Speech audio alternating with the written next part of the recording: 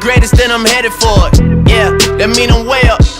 All right, guys, welcome to my top five episode here during the Quarantine Chronicles. Today's going to be a fun episode. I'm going to basically be talking about my top 5 athletes that I always love to watch, top 5 jerseys, top 5 overrated athletes, top 5 teams that never won a title, top video games, stuff like that. So I'm going to kind of give you guys my opinions on top 5 topics in sports or things related to sports that I feel that'll be interesting to talk about. Also, I'm going to be posting them all on my Instagram, so make sure you check that out too as well. Make sure to subscribe here on YouTube. So without further ado, I'm going to give you my top 5 athletes that I can never turn the TV off on. So here's my top 5 athletes that no matter what, I will never turn the TV off. Number 1, of course, is LeBron James. Whenever I'm watching LeBron James, I will never turn it off because of the amazing fact that he can do anything humanly possible. Next would be Patrick Mahomes, because like LeBron James, you never know what he's going to do, and you can always expect the amazing, and his teams are never out of a game. Next would be Russell Wilson. Russell Wilson, again, like Patrick Mahomes, you're never out of a game with him at your quarterback. The amazing scrambles he can do, plays on the run, stuff like that. His never quit attitude is unbelievable. Conor McGregor is the biggest star in combat sports, especially in the UFC. Whenever he's got a fight, I'm always in front of the TV to watch Conor McGregor. He's always must-see TV, whether it's going to be a knockout, whether it's in-ring or octagon, or what he's going to say on the mic afterwards. And lastly is Tiger Woods. Tiger Woods is definitely going to be an athlete that nobody ever will turn the TV off, especially for me. I know a lot of people aren't really golf fans, but with Tiger Woods, here's the thing, because he's such a polarizing figure, and for me, I love Tiger Woods. I'm one of the biggest Tiger Woods fans out there. No matter what, I'm not even a huge golfer. I don't golf, right? But when Tiger Woods is playing, my ass is on the couch watching him play because he's that captivating. You want to see him win. Like when he won the Masters last year, it was unbelievable. I wanted to see Tiger Woods win. Every time Tiger Woods plays, I'll watch golf for 4 straight days just to see how he's doing. That's how much of a draw and impact Tiger Woods has on the sport of golf, and that's why he's the biggest athlete, in my opinion, that I will never turn the TV off when he's playing.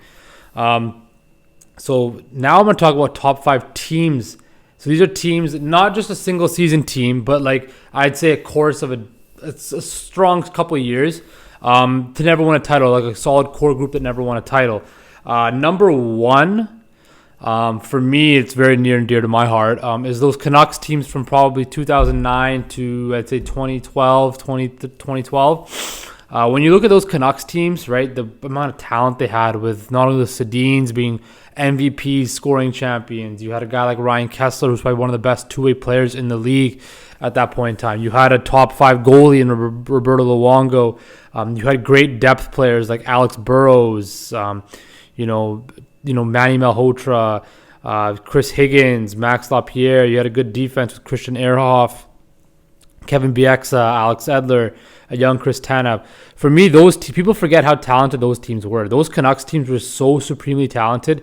Back-to-back President's Trophies, leading the league in offense, best power play in the game, best defensive team, right?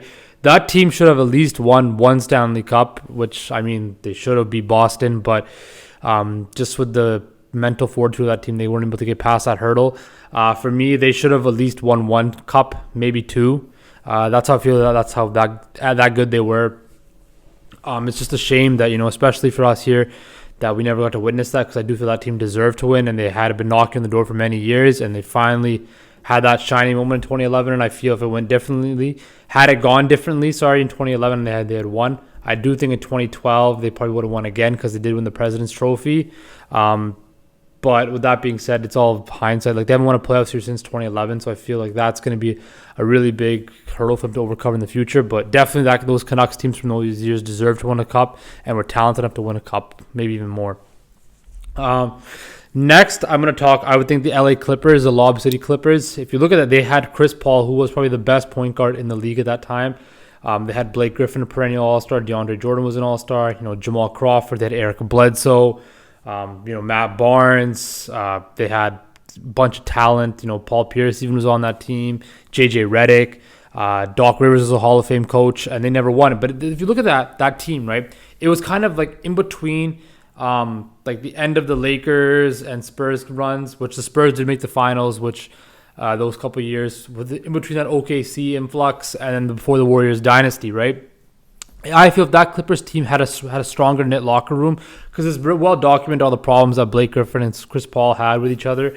I feel that if they had got along better in the locker room, they would have won a title or at least got into an NBA Finals, because that team was way too talented not to make it. They had probably one of the best floor generals and all the talent we know, coaching staff, and I feel they pushed the Warriors. Had they maybe broken through and gotten past the second round and maybe won a title or even got to the finals, I feel could have derailed that whole Golden State dynasty. Because if you look at that Clippers team, could match up quite well with that Warriors team. Now, in hindsight, now speaking, it didn't happen because they didn't have the mental fortitude. And I feel that you couldn't. A guy like Blake Griffin could not be a second star on a team to win a championship. So definitely, I feel that those teams had enough talent, but it just wasn't they didn't have that chemistry. And what's the biggest thing in team sports right now is you got to have chemistry and also skill to win a title.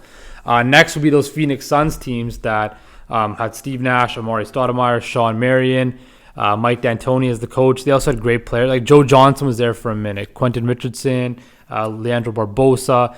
Those teams kind of revolutionized the game of basketball, if you think about it, with the stretching the floor, playing fast pace with D'Antoni. What it came down to, though, is they ran into the Spurs, they ran into the Lakers, and who did they have? They had better coaches. They had Phil Jackson and Greg Popovich.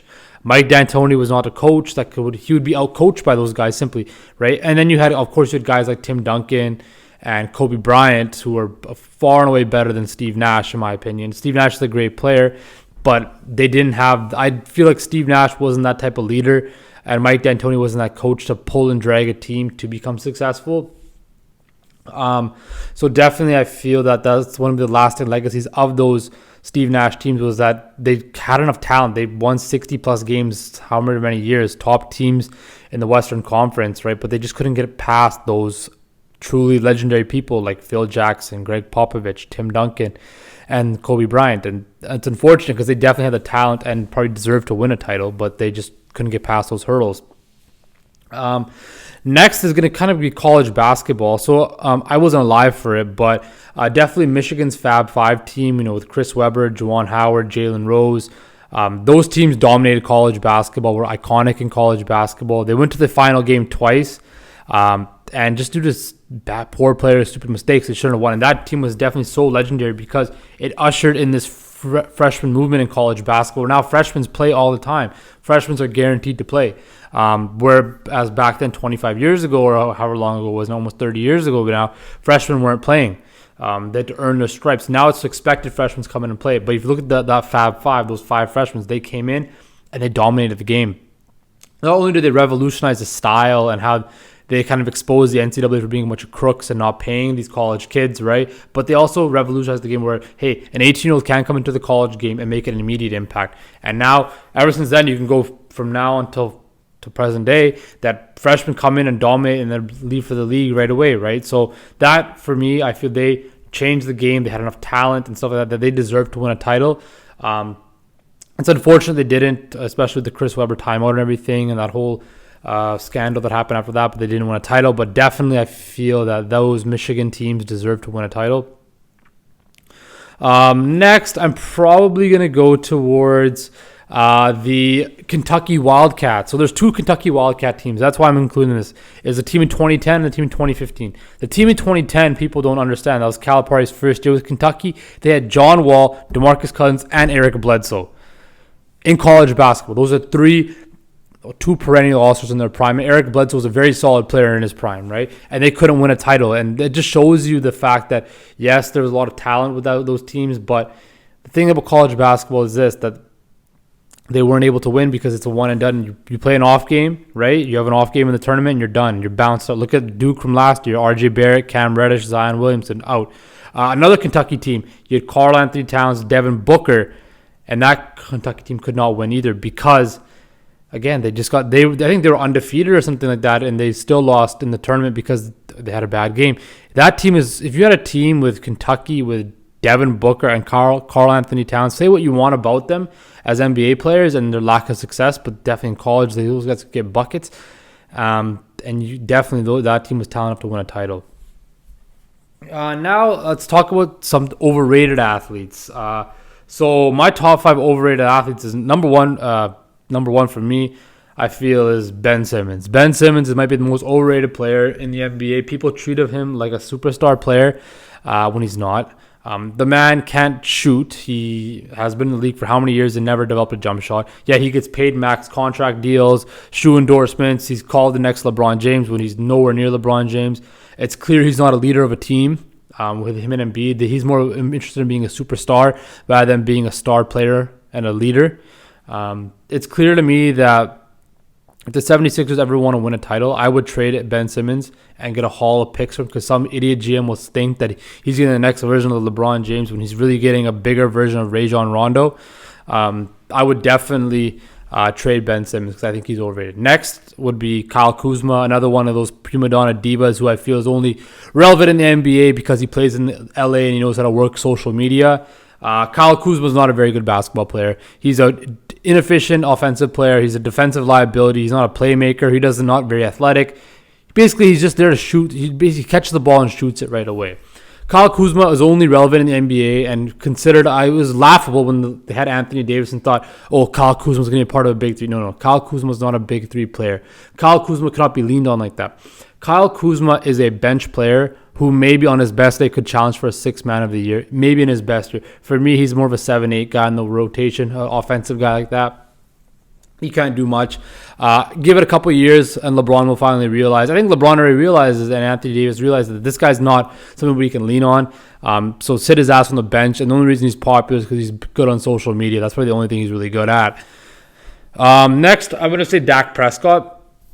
So Dak Prescott, don't get me wrong. Dak Prescott is a good starting quarterback in this league. But is he a top-tier quarterback that deserves all that money? No.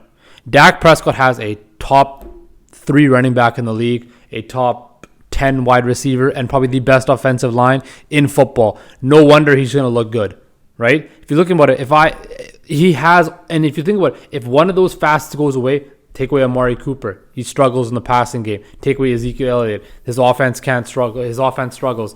Take away the offensive line. He struggles. He's not a Mahomes, Aaron Rodgers, or Russell Wilson, Tom Brady, hell, even Drew Brees. He's not that type of guy that can elevate talent. He needs talent around him to shine and be strong. Dak Prescott is not a top-flight quarterback. He's a good, serviceable starting quarterback. Yes, he is. But he's not an elite quarterback. He does not deserve elite quarterback money. He's like a Jared Goff. He's a product of the system. He needs to have everything around him work well for him to look good. He does not elevate people, and that's the biggest thing about Dak Prescott. He's a good, solid quarterback, but he's not an elite quarterback. Switching to hockey now, I think the most overrated player in my opinion is Jonathan Toews. Now he's probably past his prime now, but in his prime, I feel Toews was super overrated. He was very inconsistent offensively. He never put up big numbers. Yeah, he was a good intangible leader and stuff like that. But if you look at those teams, who's the catalyst? Patrick Kane, Duncan Keith. And what were they? Top 5 players in their respective position, right? If you look at Jonathan Toews, yes, he was the leader, but he wasn't. He's never an offensive cast. The NHL had the audacity to put him in the top 100 when I feel he's not even a top. He was never a top 20 player in his era. People, because they won so much, the Blackhawks, they put him in there because he was a leader. But he was never a catalyst. He was never the driving force, in my opinion. Yes, he was a good intangible leader, but he's not an elite player in that aspect where he's a solid. You're never going to counter him to put up big stats or anything like that. He might be a good he's decent enough defensively, but he's not an all-around two-way player. I think for me, Toews is a good second-line player, but he's not a top 100 player. He's not an elite player. He's never been a top 10 player of an era, in my opinion. So I feel that Toews is definitely overrated, overhyped, and overpaid, and it's biting the Blackhawks in the ass right now. Lastly, it's going to be Paul George. Paul George, yes, is supremely talented. Yes. Did he almost win an MVP last year? Yes. Is he a great defense? Is he have a great skill set? Yes. But can you count on Paul George in the playoffs? No. Paul George is the type of guy that'll put you up regular season numbers, get you look flashy in the regular season, look nice and all that. But in the playoff time, when it comes to matter, he's not going to do anything. You saw it he was young in Indiana where he couldn't get past LeBron. But after that injury, he's just been a playoff dud in my opinion. If you look at those Oklahoma City teams with Westbrook and Melo and him, if Paul George and Westbrook were able to step up in the playoffs, those teams should have challenged to make the finals. That team definitely had the talent. But I think Paul George is definitely the type of guy who similar to Steve Nash or Mike D'Antoni and like those type of guys. They're not going to be able to step up in the playoffs when it matters the most, right? If you look at those, he's going to go down as one of those guys that was great in the regular season. Similar to James Harden too. When it comes down to crunch time, he's not going to be able to push you over the top. So those are my top 5 overrated guys right now in the league. So give or take what you want. Deal with it. It's my opinion. So kiss my ass. Now a little bit of a fun topic. I'm going to start talking about my top 5 jerseys. So these are jerseys that I think that no matter what are probably the all-time classics and you can wear, and they just look the fresh and don't ever change it, right? So number one's got to be the New York Yankees. The pinstripe, the Yankee hat's iconic. The Yankee hat, a Yankee hat might be the most fashionable sports accessory in the world. If you can wear a Yankee hat with anything, the color scheme, anything, it goes with anything, anywhere. Whether you want to dress it up, wherever around the house. I mean, I've always had a Yankee hat for like the last 15 years. I've always worn a Yankee hat.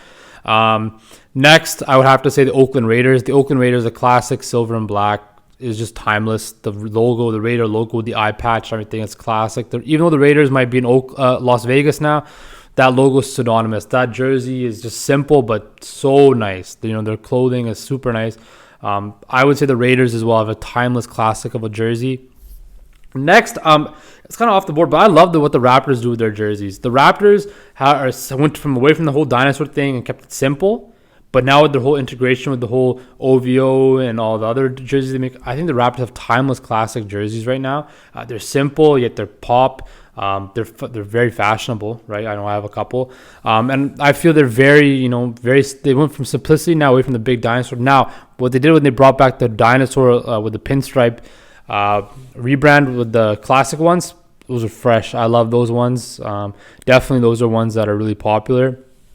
Again, going to college sports, I think that the UNC Tar Heels, like the Tar Heels, like that Carolina blue with the white is fresh, and it's always going to be a classic. It's always synonymous with Carolina. You always going to know when you ever see that Carolina blue with the white, you're talking about the Tar Heels.